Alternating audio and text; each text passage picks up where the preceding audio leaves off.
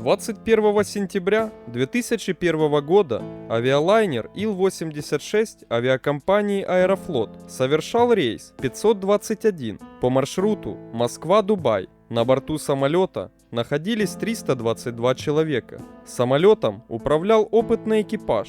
Лайнер приближался к пункту назначения. В схеме захода на посадку аэропорта Дубая самолеты выпускали шасси непосредственно перед касанием взлетно-посадочной полосы. Это было необходимо для снижения шума при пролете над жилыми районами. Из-за меньшего аэродинамического сопротивления нужна меньшая тяга двигателей и мощность. Однако Ил-86 оборудован звуковой и световой сигнализацией «Шасси выпусти», которая срабатывает автоматически, когда закрылки выпускают в посадочное положение. Тогда командир, дабы не отвлекаться в промежутке от момента выпуска закрылков и до выпуска шасси, распорядился отключить сигнализацию, чтобы не мешало. При заходе лайнера на посадку, грубо нарушая руководство летной эксплуатации, бортинженер стал зачитывать контрольную карту и самостоятельно отвечать на все ее пункты. Командир, второй пилот и штурман его не контролировали.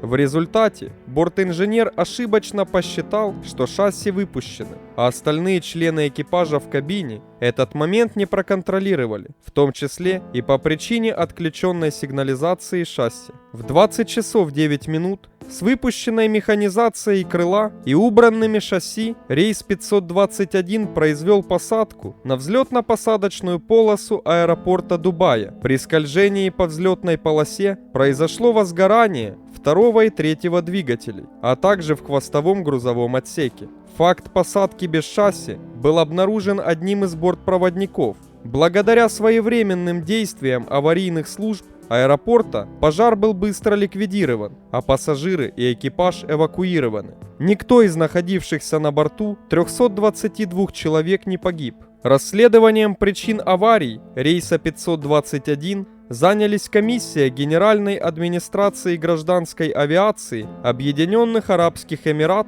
и российские эксперты Межгосударственного авиационного комитета, а также представители Государственной службы гражданской авиации ОКБ Ильюшина и авиакомпания «Аэрофлот». По заключению специалистов, авария произошла вследствие невыполнения экипажем действий, предписанных руководством полетной эксплуатации. Пилотов подвело различие в схемах посадки, принятых в российских и зарубежных аэропортах. В России самолет, заходя на посадку, сначала выпускает шасси, а затем закрылки, а за рубежом наоборот. Дело в том, что выпущенное шасси создает препятствие для встречного потока воздуха, что приводит к возникновению дополнительного шума при посадке. Санитарные требования по шуму за границей более жесткие, поэтому шасси не разрешается выпускать раньше времени. Во время посадки в международных аэропортах российские пилоты руководствуются местными правилами,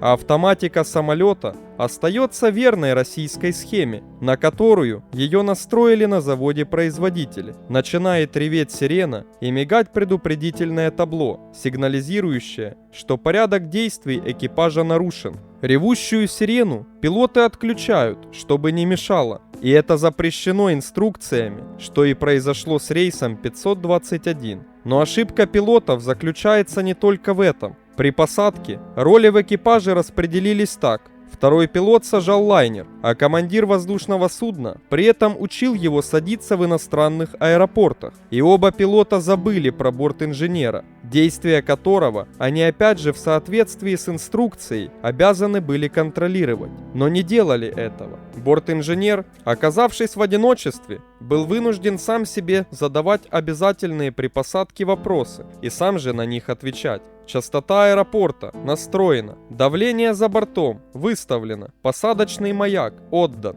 скорость 300, шасси выпущено. Поговорил он, но последнюю команду не выполнил. В тот же день авиакомпания «Аэрофлот» выплатила компенсацию пассажирам в размере $400 каждому. Также ей пришлось выплатить компенсацию в размере $10 миллионов аэропорту за 13-часовой простой из-за блокировки взлетно-посадочной полосы. Уже в аэропорту Дубая были изъяты летные свидетельства у всех 4 пилотов. Позже в авиакомпании «Аэрофлот» были уволены заместитель летного директора, командир эскадрильи самолетов Ил и командир летного отряда Ил-86.